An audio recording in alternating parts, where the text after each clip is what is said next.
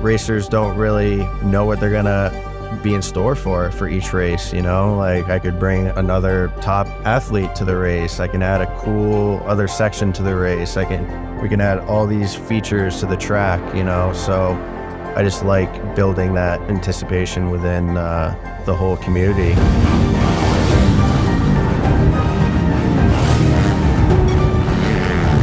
Your mind is just telling every bone in your body no, but your body is overriding what your mind's telling you to do. I just knew immediately that I was like, the racers and the families are gonna love this. Anything can happen in a J-Day. I'm talking about sponsors that don't sponsor other series. Going into this year, my expectations are to get the J-Day championship. It is going to be a dogfight.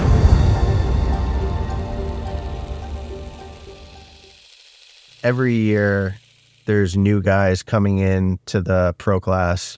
The competition is absolutely stacked. So, I mean, if you're winning a championship in J-Day Off-Road, you are doing something right.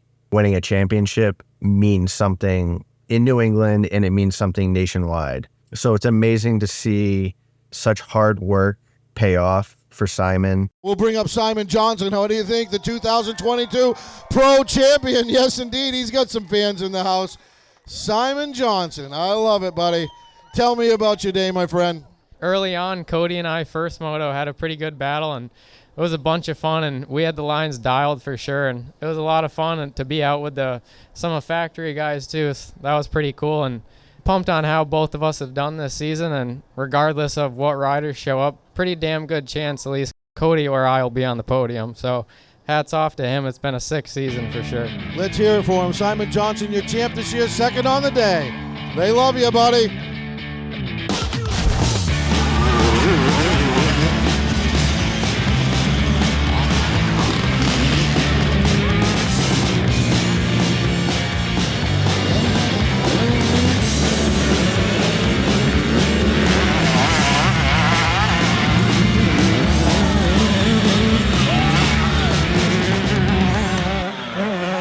I've raced J-Days since 2011 when they're pretty early on, and last season it was tough. I finally got the championship, something I've wanted to do obviously for a while, and growing up watching J-Days, I'd always imagined being there, and I definitely knew I could get the championship and was super hungry for it after 2 years of second.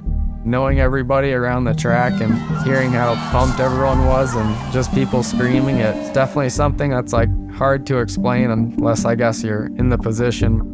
I found out I could wrap it up at Mohawk depending on how the results were, and growing up I wrapped up the Mini A championship there too. I was super nervous for sure, especially the starts, because it kind of like came down to how my starts would be. At least like 50% of it is the start, so kind of biting my nails for sure. And with how hectic J-Days are and what new riders could show up, even at the end of the day, like, didn't really believe it. Like, felt like there was something that could happen that could change it in a way, I guess.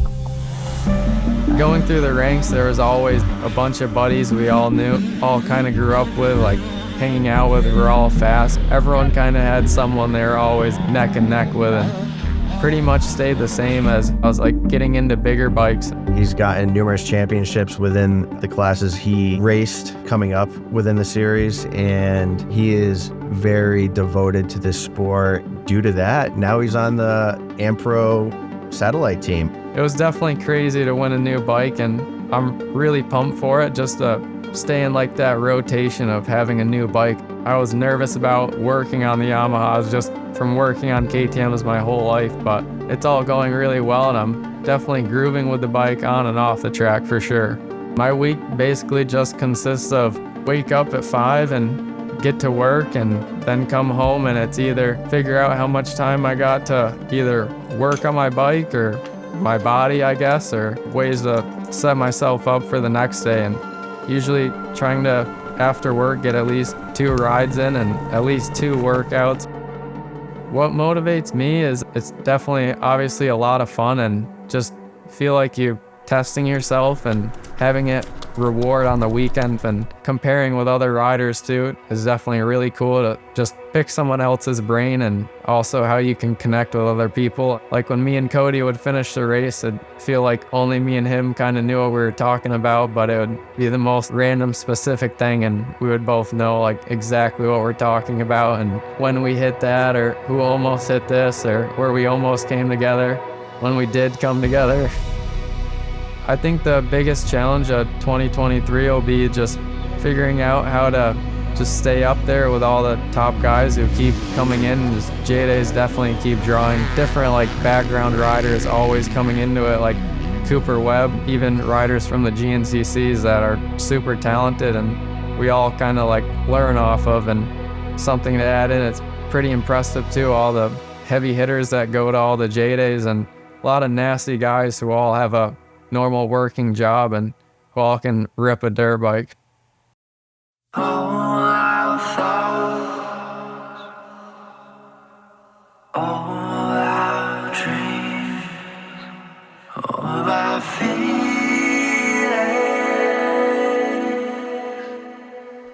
and our needs.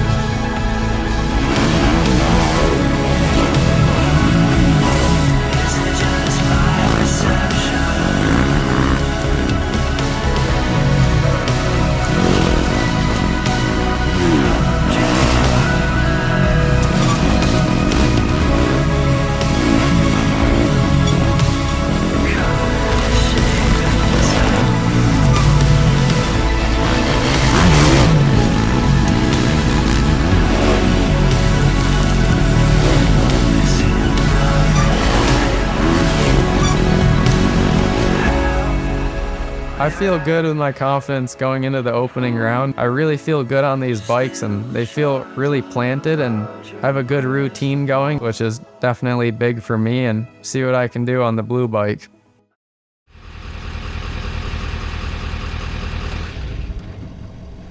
Last year, obviously I took over the company from John Day. I had a lot on my shoulders for sure, to learn, to operate, how to make a track properly, how to communicate with literally thousands of riders and racers. I learned everything under John. I was working with Joe, Mark, Brian Day, John's brother, and we're just hitting the trails, slinging trees, getting bit by ticks, mosquitoes, the whole nine. So it was definitely a huge awakening for me, like coming from an office job just straight to the woods. I realized that this is my new life, and this is my passion, and this is something that I want to take further. Obviously, John did a great job in creating J-Day Off-Road. Coming up to the 2023 season, I reached out to numerous prestigious sponsors and got them on board. So I sold the series, I sold the racers, I sold the whole atmosphere and what the series provides the sponsors. Once I got that phone call from Red Bull saying that they're going to be on board for the 2023 season, I got goosebumps and was all giddy inside. So they're going to be coming to Southwick, our season opener, and they're going to be setting up. They're going to bring their whole team there, and it's just beyond me.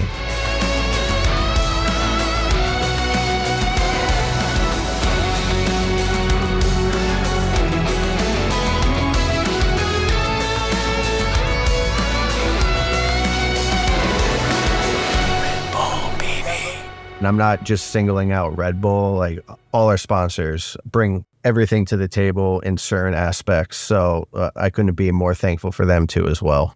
The prep for the season opener, it's finally here. You know, it's a long winter, 6 months on, 6 months off, you know, like no income in the wintertime. It definitely gets to you. That's something I still am trying to balance. You know, this is my first winter off, and it's just money management and buying new things for the series. It's definitely stressful, but, you know, we'll get there. Yeah, we're hands-on at Southwick. It's finally nice out, so building tracks in amazing weather is definitely a plus. So it's looking good. You know, it's one of our easiest tracks to get prepped. Keith and Rick over there at the Wick are absolutely amazing. You know, they take care of the grooming for the motocross track, and then we obviously take care of the woods, and the woods are absolutely amazing. You know, it's all sand, no rocks in sight. We're feet on the ground, and we're almost completed.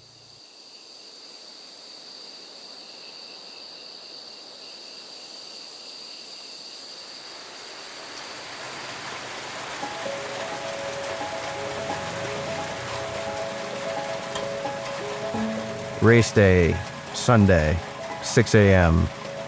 Rick Johnson and Keith Johnson come to me and say that the track was underwater. And when I say track, I mean the whole motocross track. And they said, we cannot use it, which is a good majority of the whole GP course. So what do? We keep the ball rolling.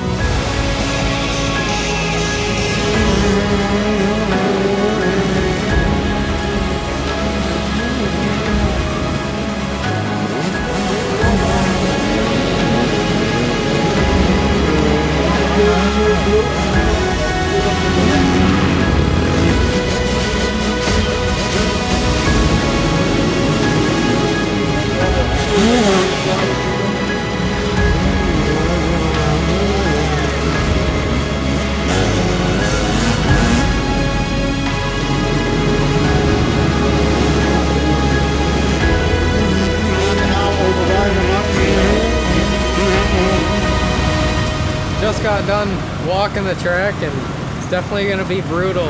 So you got that dirty just walking the track? Yep, and start seeing people you know getting stuck, and you just feel bad. You have to.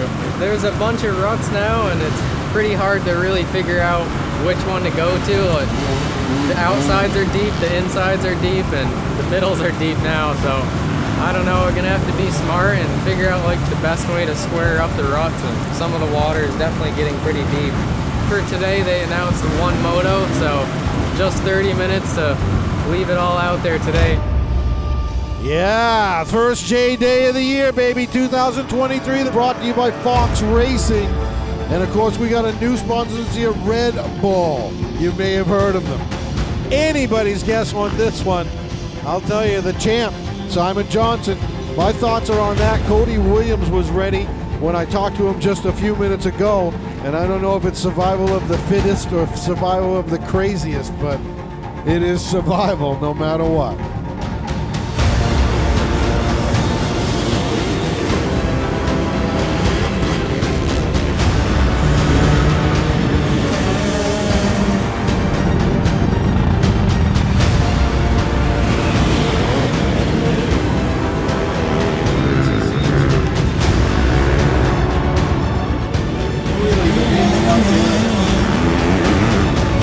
Simon with the win. I believe that's his first pro win.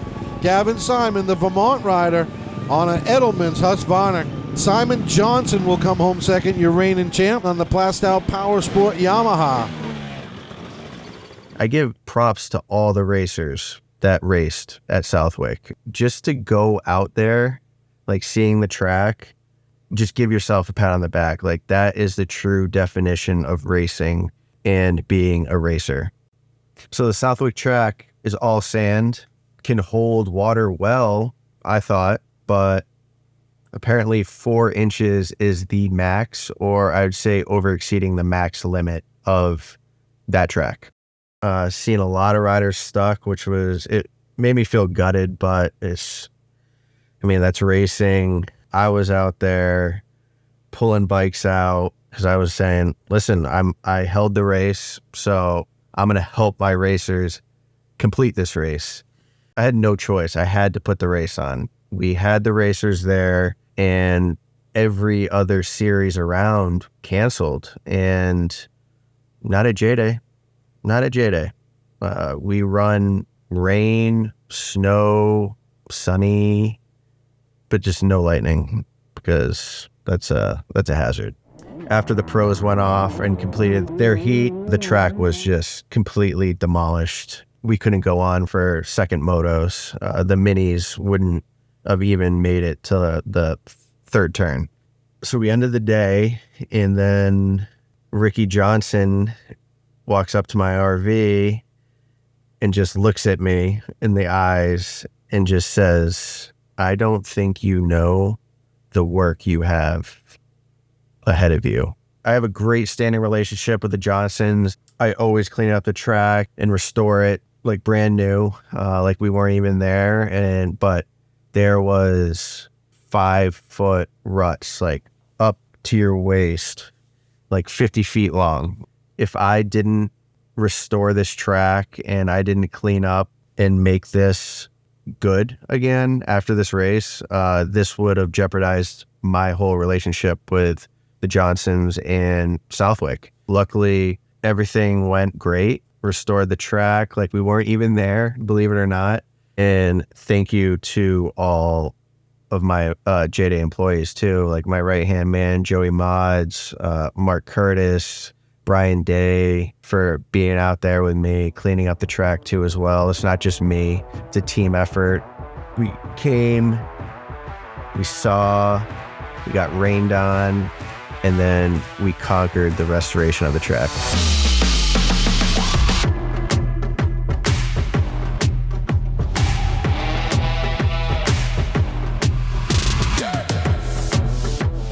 I was just cruising down here, and I don't know, the sunlight must have kind of like caught a glare and just perfectly caught a vine right on my neck.